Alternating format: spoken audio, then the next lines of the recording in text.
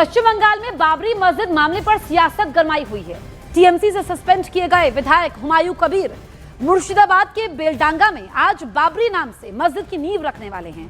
कुछ रोज पहले ही उन्होंने इसका ऐलान किया था, जिसके खिलाफ हाई कोर्ट में याचिका भी दायर की गई थी, लेकिन कोर्ट ने उसको खारिज कर दिया और कानून व्यवस्था बनाए रखने की बात कही, जिसके बाद बंगाल सरकार ने कोर्ट को पूरी सुरक्षा व्यवस्था का भरोसा दिया।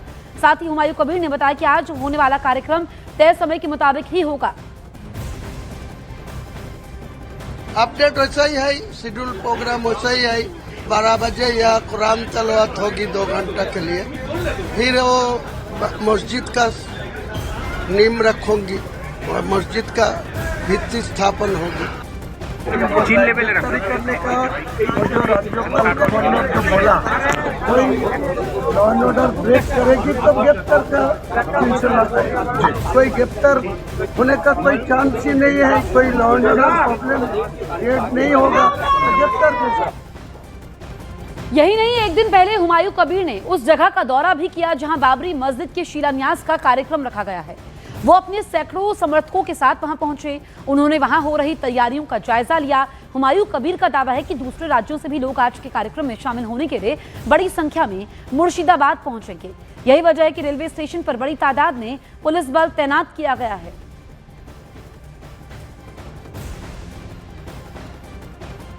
आपको बताएं कि आज ही के दिन अयोध्या में बाबरी मस्जिद ढाई गई थी। पूरा विवाद मस्जिद को लेकर नहीं बल्कि उसके नाम को लेकर शुरू हुआ है।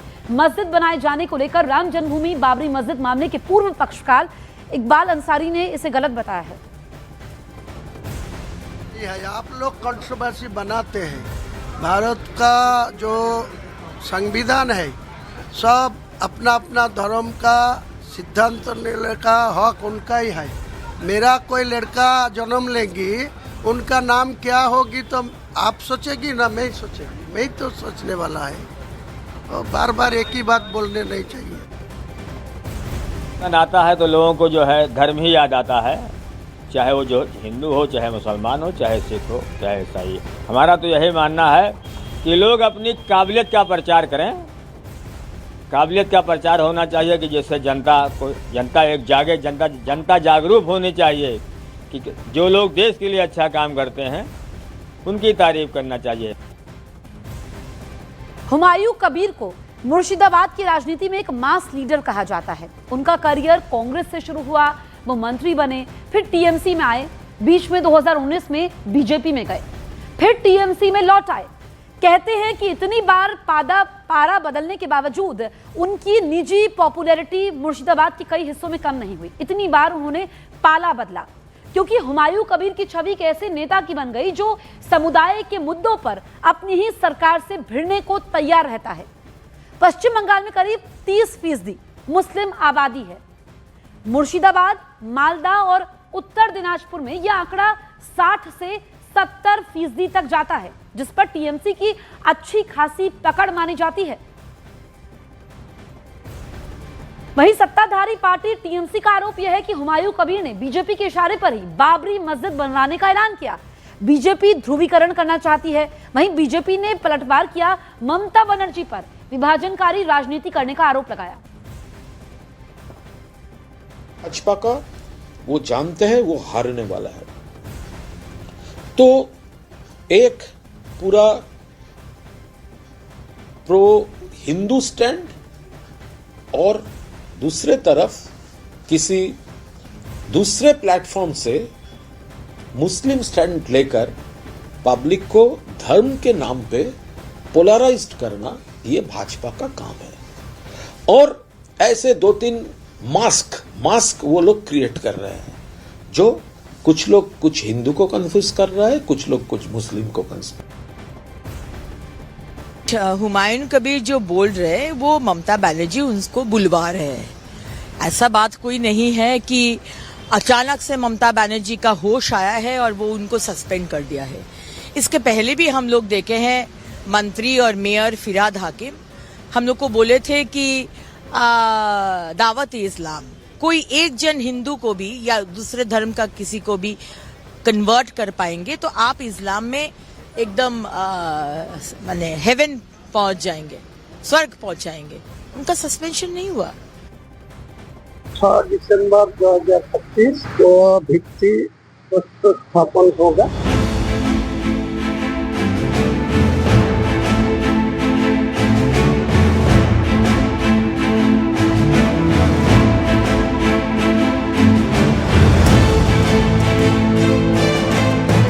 এবং 22 তারিখে মুর্শিদাবাদে নিজের দলের ওপেনিং করব।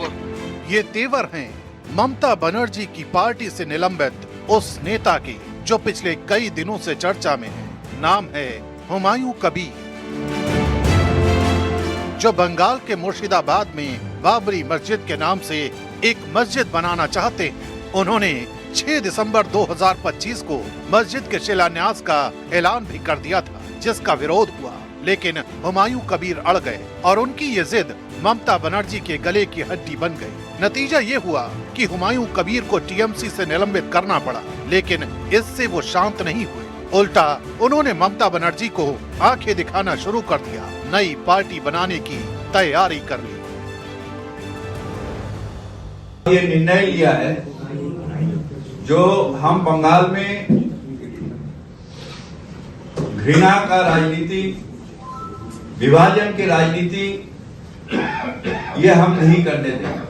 हमारे बंगाल सब एक साथ हम लोग रहते हैं।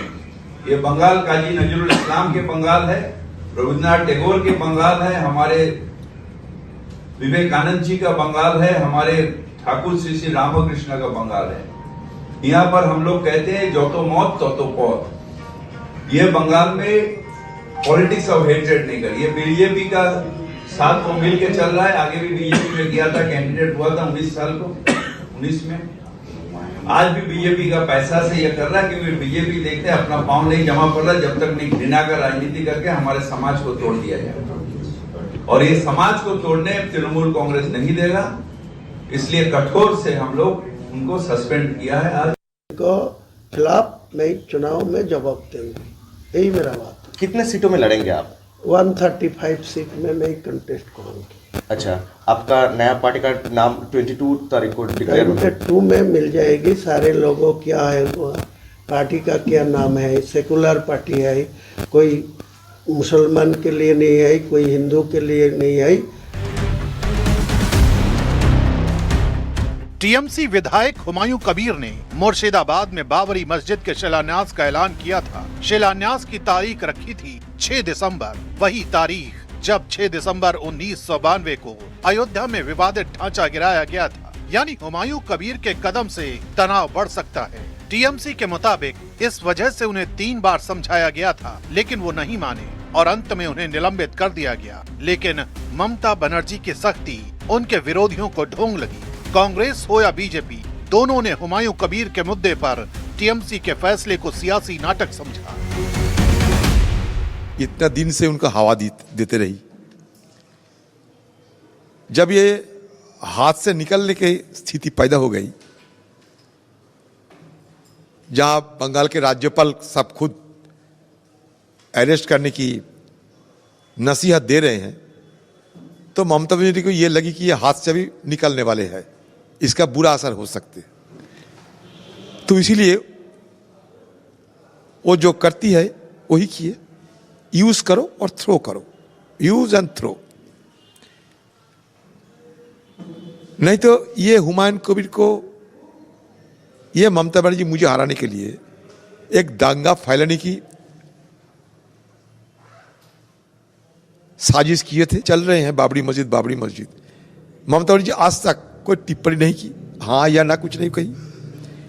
लेकिन जब उनको लगे कि हाथ से निकलने वाला है तो लिपापोती करने की कोशिश की। ये टीएमसी का जो अभी जो स्थिति है बंगाल में, आप देखेंगे तो टीएमसी आज जाने वाला है। जनता टीएमसी को वहाँ से उखाड़ने के लिए तैयार है, आज तय करके रखे हैं। तो जैसे आज भरतपुर के एमएलए हुमायूं कबीर, उनको पार्टी से निकाला गया, तो अच्छा तो तृणमूल कांग्रेस निकलने वाला है। तृणमूल कांग्रेस बंगाल से अभी निकलने वाला है, उसको बंगाल के सभी जनता ने तय करके रखे हैं उनको निकालने के लिए। तो आज टीएमसी का कोई ऐसा नहीं है जैसे हुमायूं कबीर जैसे है ना, वैसे बहुत ही तृणमूल कांग्रेस का जो एमएलए एमपीज और भी कोई तृणमूल कांग्रेस से जो लोग जुड़े हैं, इन लोग एक करके वहां से निकालने वाला है, वो रहेंगे नहीं। हुमायूं कबीर का सस्पेंशन पश्चिम बंगाल की राजनीति में एक टर्निंग पॉइंट साबित हो सकता है, क्योंकि ये घटना सिर्फ एक मस्जिद या एक बयान के बारे में नहीं है, बल्कि बंगाल में मुस्लिम राजनीति के बदलते चेहरे के बारे में। क्योंकि जानकार मानते हैं कि अगर ममता बनर्जी हिंदुओं को रिझाने के चक्कर में अपने कोर मुस्लिम वोटर को ग्रांटेड देने की भूल कर रही है, तो हुमायूं कबीर वो चिंगारी है जो टीएमसी के वोट बैंक के गोदाम में आग लगा सकते हैं। वो अलग बात है कि बाबरी मस्जिद की नींव डालने का ख्वाब देखना हुमायूं कबीर को भारी पड़ा, क्योंकि ममता को लगा कि इससे हिंदू एकजुट हो जाएंगे और उनका सिंहासन डोल जाएगा। आनन फानन में उन्होंने हुमायूं कबीर को ही पार्टी से सस्पेंड कर दिया।